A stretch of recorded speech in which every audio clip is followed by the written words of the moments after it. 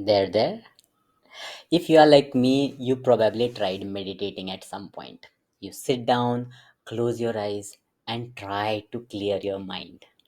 But then, all of a sudden, your mind starts racing and you can't sit still.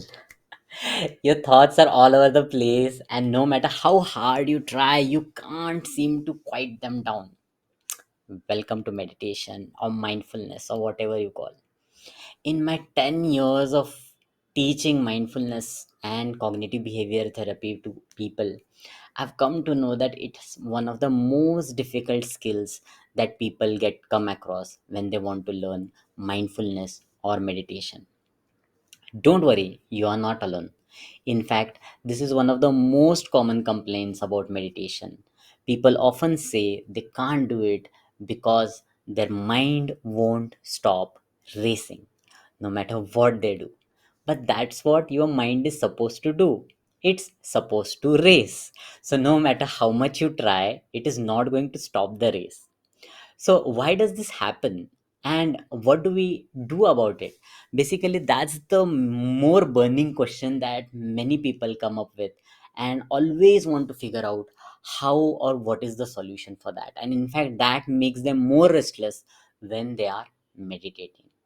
First of all, it's important to understand that your mind is like a muscle. The more you try to control it, the more it resists. And it is very important to maybe keep it loose sometimes and try and wire it together when and when it is required. So in order to understand why someone may not be able to do meditation, it is important to first understand what meditation is. Meditation is an ancient practice that has been there for centuries to promote maybe relaxation, maybe stress relief, or maybe an overall well being. But it's been there. Maybe a religious practice or maybe a spiritual practice. There have been many different types of meditation, but the basic premise is to focus on your breathing and to allow your thoughts to flow in and out without attachment or judgment. It's very easy to say that I can breathe in and out without attachment and judgment, but it's very, very difficult. So that's splitting our thoughts between two very important areas makes our mind meditate. And meditation is nothing but it is just an access to the way our mind behaves or works. So, how our mind works or behaves is in two different areas. One is an introception and an extroception. And this is very important to understand. The reason why we can't meditate has to start with these two different words. They might sound a bit difficult, but or maybe different, but they are as easy as your focus or the area of focus that you are putting currently. So what happens in introspection is your focus is on the internal changes that you are experiencing, and extroception is nothing but your focus on the external things that you are focusing on. And many times what we do is we choose the wrong meditation for our wrong personality. If you have a personality of an introspective kind of a person, and if you try to meditate which with meditations those with suggestions that are extrospective, you probably are not going to do great with meditation or mindfulness exercises. And it is the same the other way around. If you are an introspective kind of a person, and if you are focusing on extrospective kind of suggestions, then again it might not be really a great idea. What helps in meditation is to first understand and form a kind of a pattern day by day to figure out what exactly is the type of personality that you are dealing here, and that's you. And in my case it's me. So what I will be doing is I will be figuring out with you right now what type of a personality I am or you are, and we will just understand it. There is nothing major that we want to do or we have to do here. We just have to close our eyes for a minute and look at where our focus dwells. Now the moment we are closing our eyes, most of us are becoming introspective, because the biggest sensation that we have from our eyes, or the information that is coming into our eyes, is closed. And the moment that is closed, our complete focus is internal. Ideally it should be that, but in most of the cases, or in some of the cases, what happens is our focus, even after closing our eyes, our focus is mostly outside. It's through the thoughts, or it's through the sound or ears, whatever sensations we are focusing on. Our complete focus can be outside of us, and that gives us an idea that we are an extroceptive kind of a personality.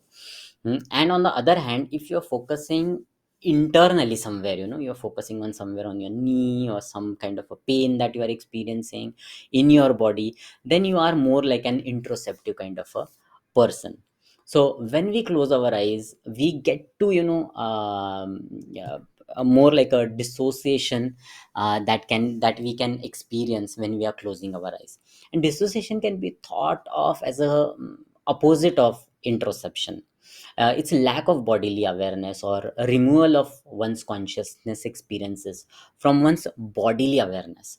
And that's not what we want, not on a very high level.